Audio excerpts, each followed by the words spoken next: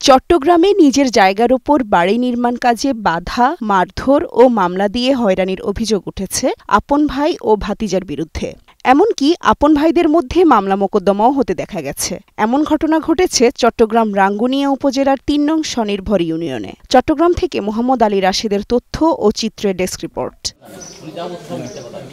২০২১ সালে রাঙ্গুনিয়া উপজেলার ৩ নং স্বনির্ভর ইউনিয়নের আন্ন শিকদার পাড়ায় মাহবুবুল হক ও সিরাজুল ইসলামের পারিবারিক সম্পত্তি বণ্টন করা হয়। এরপর ভুক্তভোগী মাহবুবুল হক ঘর নির্মাণের কাজ শুরু করলে জায়গা পাওয়ার কথা বলে কাজ বন্ধ করে দেয় তার ভাই।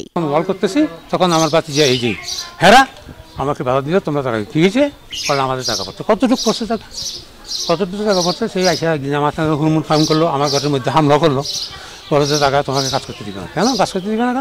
কেন আমাদের টাকা পড়ছে। থেকে 12টা থেকে 1টা পর্যন্ত এই টাইমের মধ্যে আসে আরে আমরা কাজ বন্ধ করে দিই। এই টাইমে আমার 2টা 3টা সোবার দিছে, সোবার আমার চোখ কত টাইমে চোখগুলো বলে কাজও করতে পারিনি। 10-12টা মানুষ আসে আমাদেরকে মাঝে শুরু করে দিছে, আমরা জানি না, আমরা গেছি ফেটাতে কাজ করার জন্য। নহলে কাজ বন্ধ করে দিলে তোরা কাজ করিস না, কাজ বন্ধ করে চলে যাবই। আয়ের দুম দাম করে আর মাঝে শুরু করে দিয়ে তোরা ক্ষণ হয়ে কাজ করে ফেলাই বলি। ভুক্তভোগী মাহবুবুল হক বাড়ি নির্মাণ করতে গেলে বাধা সৃষ্টি করে তার ভাইয়েরা। ভুক্তভোগী স্ত্রী প্রতিবাদ করলে বৃদ্ধ মাহবুবুল হক ও তার স্ত্রীকে মারধর করা হয়। না, কোন ধরনের হাতাহাতি মারামারি ঘটনা নেই। আপনারা এলাকাবাসীর কাছে জিজ্ঞেস করতে পারেন। যদি এরকম কোনো কিছু করে থাকে তাহলে তো অবশ্যই সাক্ষী প্রমাণ এগুলো থাকবে।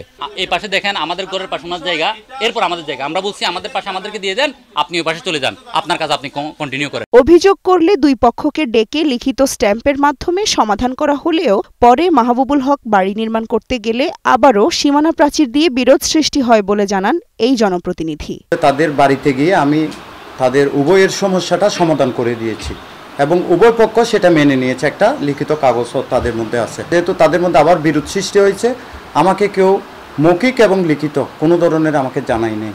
যেহেতু আমার ইউনিয়ন পরিষদ আমার এলাকাধীন, আমার ওয়ার্ডের মধ্যে, তারা যদি আমাকে জানাতো তাহলে আমি চেষ্টা করতাম তাদেরকে একটা সমাধান করে দেওয়ার জন্য। নিজেদের এবং ভবিষ্যতের কথা চিন্তা করেই বিরোধের সুষ্ঠু সমাধান নেওয়া উচিত বলে মনে করেন স্থানীয়রা।